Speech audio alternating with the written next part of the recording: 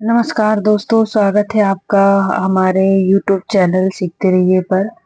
आज की इस वीडियो में हम करने वाले हैं मनी एंड बैंकिंग से जुड़े बहुत ही महत्वपूर्ण एमसीक्यू क्वेश्चन जो आपके एलटी और टीजीटी, पीजीटी और अन्य सभी जितनी भी परीक्षाएं हैं उन सब में बेहद ज़रूरी है। और इस वीडियो में हम ऐसे क्वेश्चन सॉल्व करेंगे जो पिछली परीक्षाओं में पूछे जा चुके हैं और आने वाली परीक्षाओं में भी पूछे जा सकते हैं। तो अगर आप मनी एंड बैंकिंग को इजी तरीके से एमसीक्यू के माध्यम से समझना चाहते हैं तो इस वीडियो को पूरा ज़रूर देखिए और साथ ही साथ आंसर्स भी ट्राई करें, कमेंट बॉक्स में उसे टाइप करें। ओके, तो चलिए शुरू करते हैं। आज का हमारा पहला क्वेश्चन, मुद्रा की, इसमें हम फोकस किस चीज़ पे होगा? मुद्रा की परिभाषा, क्षेत्र, कार्य एवं प्रकृति। और इसमें आपको बता दूं कि हम यूथ कंपटीशन टाइम्स की जो बुक है उससे हम सॉल्व कर रहे हैं। तो इससे क्या होगा, ये हमारे जो है ना बेसिक जो है उसको बहुत ही अच्छे तरीके से क्लियर करने में हेल्प करेगा। तो चलिए स्टार्ट करते हैं। क्वेश्चन 1 है कि मुद्रा वह है जो मुद्रा का कार्य करे, और यह किसने कहा है? हमें ऑप्शन बताया है। ए वॉल्कर रॉबर्टसन, बी सी है क्राउथर और डी है पॉल इंजिंग।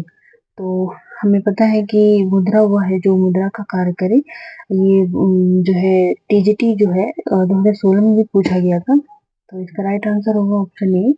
इसका डिस्क्रिप्शन में को दिया है कि मुद्रा की सामान्य स्वीकृत परिभाषा इस प्रकार है कि रॉबर्टसन के अनुसार मुद्रा वह है जिसे विस्तृत क्षेत्र के दायित्वों के भुगतान के रूप में स्वीकार किया जाता है। वहीं सेलिगमैन के अनुसार मुद्रा वह है जो वो वस्तु जिसे सामान्य स्वीकृति प्राप्त है और वर्णनात्मक या कार्यवाहक रूप में मुद्रा की परिभाषा है। राइट। वहीं वॉकर के अनुसार मुद्रा वह है जो मुद्रा का कार्य करे, और कार्ल बॉन के अनुसार मुद्रा वह है जो मूल्य का मापक और भुगतान का साधन हो। राइट, आप देख सकते हैं। ओके, तो ये हमारा क्वेश्चन नंबर 1 था। इसका आंसर हुआ वॉकर के द्वारा ए से कहा गया है। राइट, हम क्वेश्चन नंबर 2 की तरफ देखेंगे। बुरी मुद्रा अच्छी मुद्रा को चलन से बाहर कर देती है।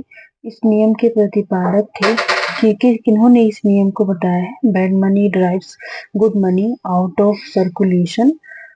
The propounder of this statement was, किन्होंने बताया था? ये भी क्वेश्चन टीजीटी 2016 में पूछा गया था, और इसी क्वेश्चन को 2000 अभी जो एग्जाम हुआ था 25 में एलटी का, उसमें भी जो है ये क्वेश्चन आया था। राइट, तो इसका जो है आंसर हमारा हो जाएगा, ग्रेसम का नियम बोलता है कि बुरी मुद्रा अच्छी मुद्रा को चलन से बाहर कर देती है, और इस नियम का जो प्रतिपादक है तो थॉमस ग्रेसम ने किया था। ऑप्शन नंबर बी बताया है।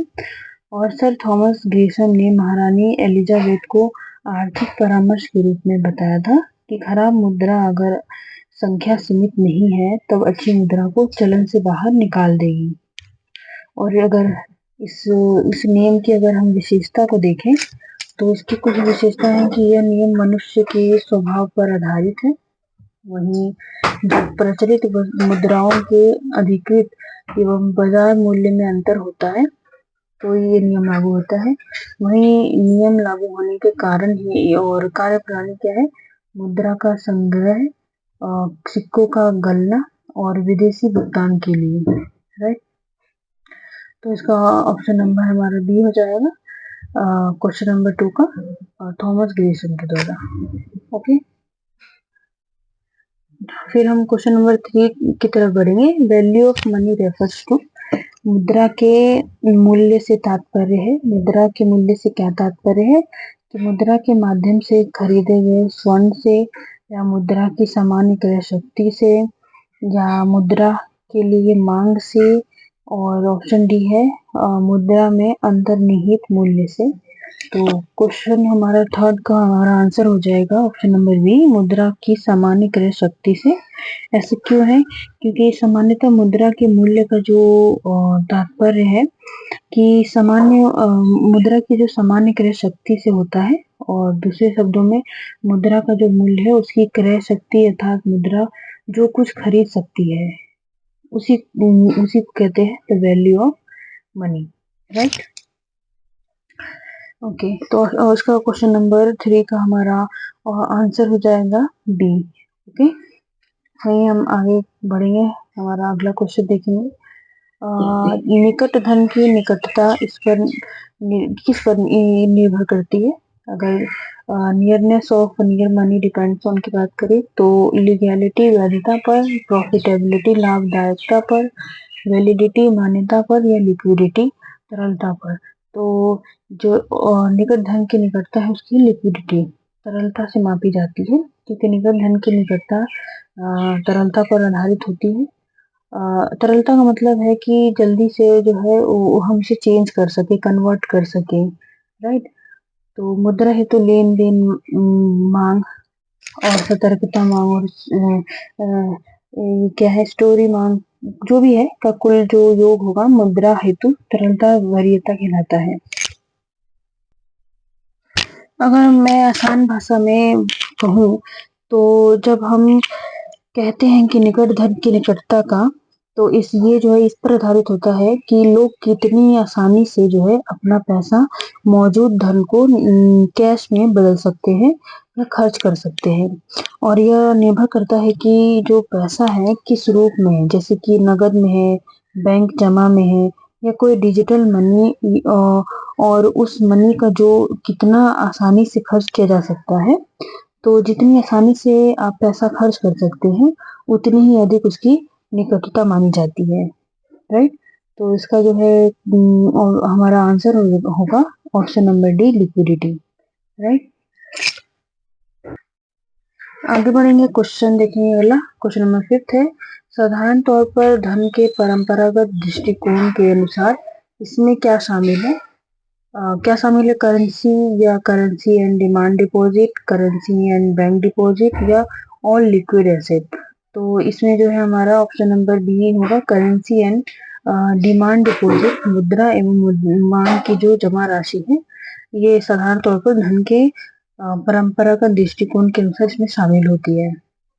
मुद्रा की परंपरागत अवधारणा के अनुसार मुद्रा में करेंसी, सिक्के तथा मांग जमाओं को शामिल किया जाता है, और ये हमारा यूपी टीजीटी 2016 में पूछा गया था, राइट। क्वेश्चन नंबर 5 का आंसर हो जाएगा हमारा B, currency and demand deposit. Okay, next question है, इनमें से कौन सा संगठित मुद्रा बाजार का अंग नहीं है? तो ऑप्शन दे रखा है, ऑप्शन ए सेंट्रल बैंक, केंद्रीय bank, option B commercial bank जिसे व्यावसायिक बैंक कहते हैं, ऑप्शन सी है इंडिजीनियस बैंकर्स, देसी बैंकर, या option D regional rural bank, क्षेत्रीय ग्रामीण बैंक। तो इसमें से ये पूछा है कि कौन सा जो संगठित मुद्रा बाजार का अंग नहीं है, तो ऑप्शन सी हो जाएगा इंडिजीनियस बैंकर्स, देसी बैंकर्स, राइट। इसको तो देखें तो मुद्रा बाजार में जो अल्पकालीन धन का जो लेन देन है और अल्पकालीन प्रतिभूतियों का जो क्रय विक्रय होता है, ये भारतीय मुद्रा बाजार में मुद्रा की पूर्ति करने वाले निम्नलिखित हैं। जैसे अल्पकालीन पूंजी की पूर्ति करने वाली संस्थाएं, जैसे संगठित क्षेत्र और सहकारी क्षेत्र और असंगठित क्षेत्र। अब इनमें आप देख सकते हैं कि जो संगठित क्षेत्र है आरबीआई है, एसबीआई है, व्यापारिक बैंक है, नाबार्ड है, और भी है। और वहीं सहकारी क्षेत्र में प्राथमिक सहकारी साख समितियां, केंद्र सहकारी बैंक और राज्य सहकारी बैंक। वहीं ऑप्शन सी है असंगठित क्षेत्र, जैसे देसी बैंकर, महाजन, सर्राफ, निधि, चिट फंड। तो ये सब क्या होते हैं? ये हमारे अल्पकालिक पूंजी की पूर्ति करने वाली संस्थाएं हैं।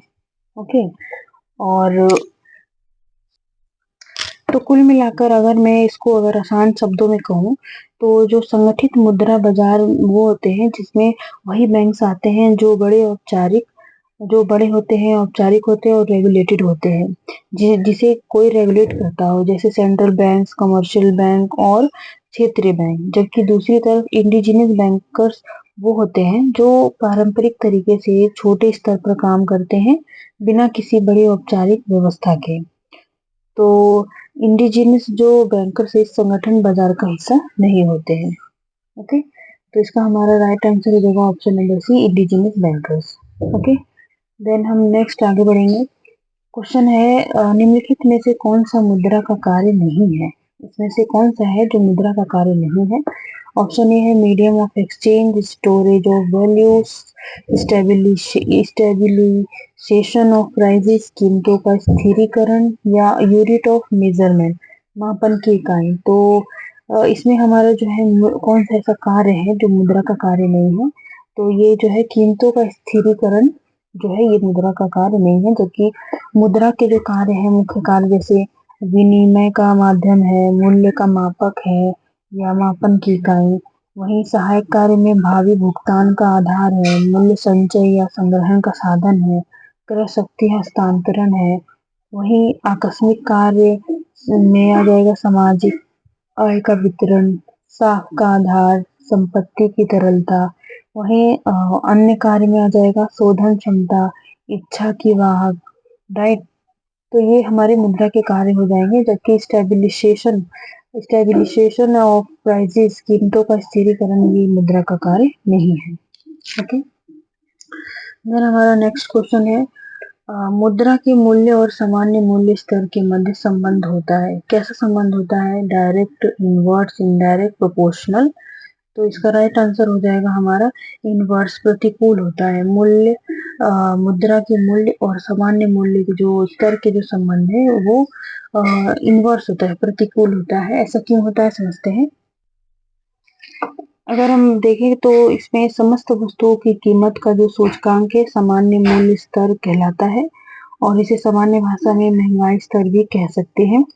यदि महंगाई बढ़ती है तो मुद्रा का जो मूल्य है, जो वस्तु को क्रय करने की जो क्षमता रखता है, वो कम हो जाता है। अतः जब मुद्रा का मूल्य एवं सामान्य मूल्य स्तर में विपरीत संबंध होता है, यदि 10 रुपए में दो वस्तुएं मिले और महंगाई स्तर बढ़ जाने की वजह से अब 10 रुपए में दो वस्तुएं नहीं खरीदी जा सकती हैं, तो यह जो है बताता है कि मूल्य बढ़ने की वजह से 10 रुपए की कीमत में कमी आई, जिसे हम आसान भाषा में जिसे कह सकते हैं, यानी कीमतों का जो औसत स्तर है एक विपरीत रूप से जुड़े होते हैं। इसका मतलब है कि अगर मुद्रा का जो मूल्य बढ़ता है तो कीमतें घट जाती हैं, और अगर मुद्रा का जो मूल्य गिरता है तो कीमतें बढ़ जाती हैं। इसी वजह से ये दोनों एक दूसरे के विपरीत दिशा में चलते हैं। राइट, ओके, देन हम आगे बढ़ेंगे। क्वेश्चन नंबर 9 है निम्नलिखित में से कौन सी मुद्रा की सामाजिक बुराई नहीं है? कौन सी मुद्रा की जो है सामाजिक बुराई नहीं है? ट्रेड साइकिल, व्यापार चक्र, ऑप्शन बी फ्रॉड, कपट, ऑप्शन सी मर्डरर्स, हत्या, ऑप्शन डी करप्शन। इसमें से कौन सा है जो ये मुद्रा की सामाजिक बुराई नहीं है? तो इसलिए ऑप्शन ए होगा ट्रेड साइकिल, व्यापार चक्र। और जो कि बाकी ये सब जो है ये इस सब में नहीं आता है, fraud, murder, corruption. Okay, then option number हमारा ए सही होगा, ट्रेड साइकिल।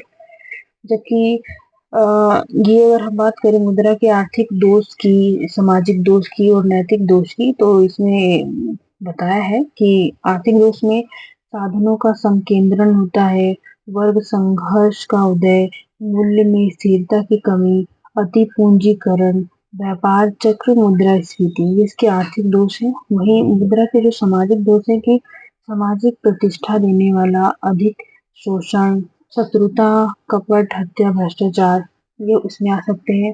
वहीं मुद्रा के नैतिक दोष में अत्यधिक धन कमाने की लालच, मानवता के खिलाफ प्रयोग। इसलिए कहा जाता है कि मुद्रा का समुचित नियंत्रण बहुत जरूरी है। और इस संबंध में श्री नेजहॉट ने कहा है कि मुद्रा का नियंत्रण इसलिए आवश्यक है कि यह अपने आप को व्यवस्थित नहीं कर सकती। राइट, ओके, देन हम आगे बढ़ेंगे।